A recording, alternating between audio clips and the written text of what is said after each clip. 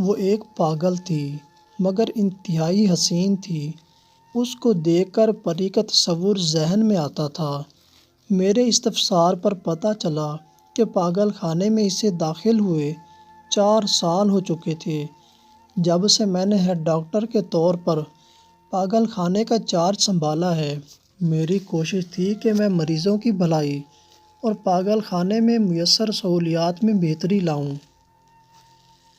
میں نے اپنی سیکریٹریٹ کی ڈگری لندن سے لی اور میں سالہ سال سے وہیں پریکٹس کر رہی تھی، مگر جب عالمی ادارہ صحت کی طرف سے میرے میاں کا تبادلہ پاکستان ہوا تو میں نے بھی ملک عزیز واپس آنے کا فیصلہ کیا۔ جب میں اس پاگل خانے میں بطور انچارج مقرر ہوئی تو مجھے اندازہ ہوا کہ ہمارے ملک میں ان دماغی امراض کے حامل افراد کے ساتھ کیا زیادتی ہو رہی ہے۔ سہولیات کی انتہائی قلت تھی۔ عملہ سارا ان لوگوں کے ساتھ جانوروں جیسا سلوک کرتا۔ میری ساری توجہ ہسپتال کے معاملات درست کرنے پر تھی۔ اچانک ایک دن میرا سامنا زرین خان سے ہو گیا۔ اس کو دیکھ کر مجھے فوراً اندازہ ہو گیا کہ وہ کسی بھی دماغی بیماری کا شکار نہیں۔ میں نے آج اسے 2-1 سیشن کے لیے بلایا۔ میرے پہلے سیشن پر وہ خاموش بیٹھی رہی، مگر آخرکار میری کوششیں رنگ لائیں اور میں اس کی کہانی جاننے میں کامیاب ہو گئی۔ زرین خان ایک متوسط طبقے کی پڑھی لکھی لڑکی تھی۔ وہ اخبار میں جرنلسٹ کے طور پر کام کرتی تھی۔ اس کے ماں باپ ایک کار حادثے میں جاں بحق ہو گئے تھے۔ وہ اپنے ماں باپ کی اکلوتی اولاد تھی۔ جرنلزم اس کا عشق تھا۔ اس کا منگیتر بھی ایک جرنلسٹ ہی تھا۔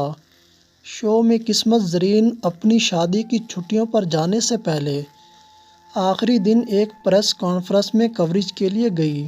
کوریج کے دوران ایک مشہور سیاستدان کی ہاؤسناک نظر اس پر پڑ گئی۔ اس نے پہلے اس کو چند راتوں کے لیے خریدنا چاہا، مگر اس کا انکار دیکھ کر اس کو اپنی چوتھی بیوی کا اعزاز دینے پر راضی ہو گیا۔ اس نے زرین خان کے منگیتر کو ایسا ڈرایا دھمکایا کہ اس نے زرین سے 2 سال پرانی منگنی توڑ دی اور ملک سے باہر چلا گیا۔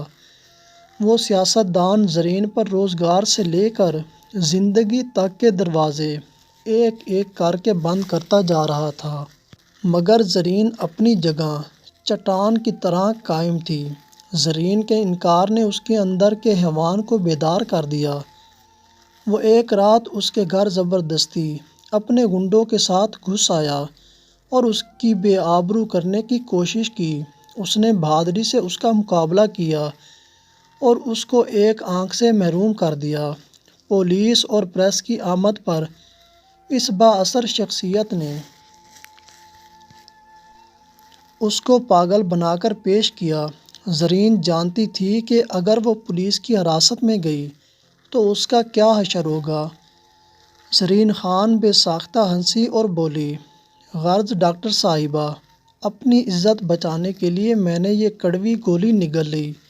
ہمارے معاشرے میں اکیلی عورت کو تو لوٹ کا مال تصور کیا جاتا ہے، یقین کریں۔ ڈاکٹر صاحبہ، ان پاگلوں کے جھرمٹ میں زیادہ محفوظ محسوس کرتی ہوں بنسبت اس ظالم دنیا کی بھیڑ میں۔ میں حیرت سے اس بنت ہوا کو دیکھتی رہی۔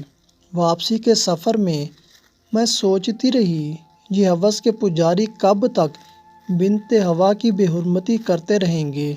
ہمارے ملک میں کب عورت کی آبرو محفوظ رہے گی؟